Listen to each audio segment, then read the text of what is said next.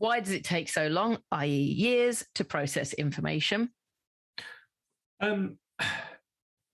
Short answer would be just the complexity of what we're trying to do. And again, this is going to sound like one of those cop-out answers, which it isn't. So we processed last year, for which I've seen figures, which I think was 2020, but don't quote me on that. We processed 22.4 trillion uses of music. How many? So 22.4 trillion. That's a lot. That's a big number. So, and it's that sheer amount of work that goes into trying to match everything up. So you've got elements there. It can be, firstly, there needs to be a license in place. We need to make sure we've got the money in from the licensee. We need to get the information in about the music that's been used. We need to match it in the database, and we need to then pay it out. So, and again, depending on where the performance took place, if it was overseas, it takes longer because it's then going to have to come via the local society through to us. So we do, and I promise you, we do strive to get everything out the door as quickly as we can, but the process does take time. It's going to take time. And somebody quoted, I don't know if quoted is the right word, but I was talking about this to a musician friend of mine, and he said it can take about 2 years. That seems to be, I think he'd had success in a band, then moved on to another band completely, but was still then got his royalties from being in that band that was quite successful 2 years later. So it's not abnormal. It would be nice if you got it in 3 months, wouldn't it? Oh yeah, I just got played on radio too, 78 quid. Thanks very much. Where is the money? It would be nice if you got it after 3 months or 6 months, but there's a lot of stuff going on. There's trillions of things going on in the background. So yeah, I mean, you get there in the end, don't you? That's the thing. The money is being paid to members. Yeah. I mean, and I guess the main thing for me is if you've gone through all those processes and you've waited that reasonable period of time and you still haven't got what you're expecting to get, then you should flag it to us so we can look into it. Yeah, you're actually quite nice humans there. Some of us, yeah. From what I've gathered. Mark has been on. I believe we are getting some performance PRS royalties through our digital aggregator, TuneCore, already. Does actual individual membership of PRS get us the composition ones too, or is this a double count? Mark's given me a really weird question there, but yeah, I think you kind of know what we're asking. I think I know what the question is. So let me answer it this way then. When you, as a PRS member, we will always pay you direct. Now, if you have a publishing deal in place, so if you've done a deal with your publisher, then what we will do is pay 50% of your money, your publisher share, to your publisher. They will then apply the terms of your deal to that 50% and pay that on to you. But the other 50%, we will always pay you direct. So the royalty streams you'll get from your digital aggregator, was that on TuneCore, DistroKid, whoever. So they will be for different things, but your PRS will always come, your performing right royalty will always come from us. Okay. I mean, I got a bit lost in there, but I'm not surprised. I'm at that age now. But thanks for the answer. I think Mark will probably know exactly what you were talking about.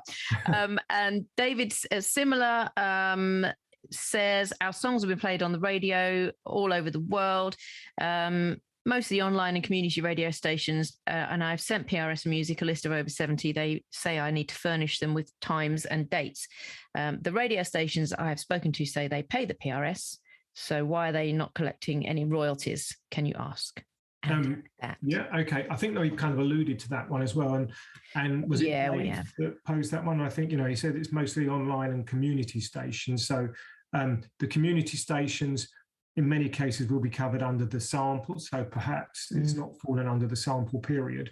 The online stations, again, we will pay out for.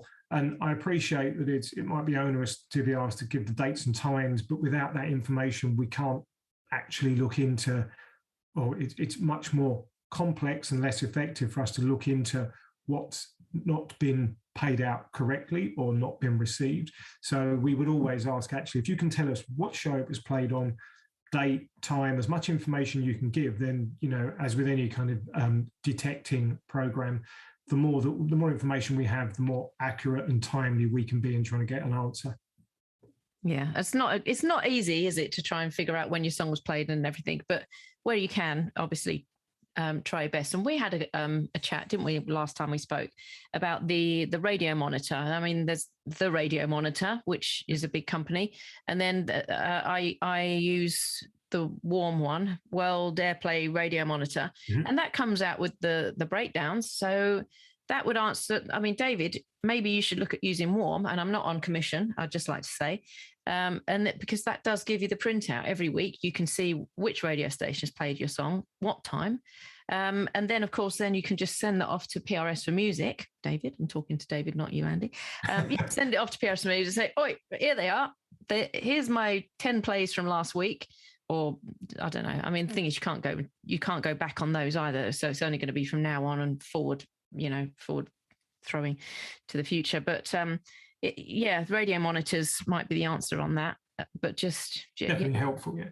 If you're lots of radio shows have, they'll put their playlists up on websites as well. So they do, and that's like proof, isn't it, as well? So if you could just get a whole load of screenshots, and if you are sending out to radio presenters and shows, often they'll write back and say, yeah, I'm going to play it on my show on Saturday night. And then you could just get a spreadsheet going on. John from Bedford FM is going to be playing on Saturday.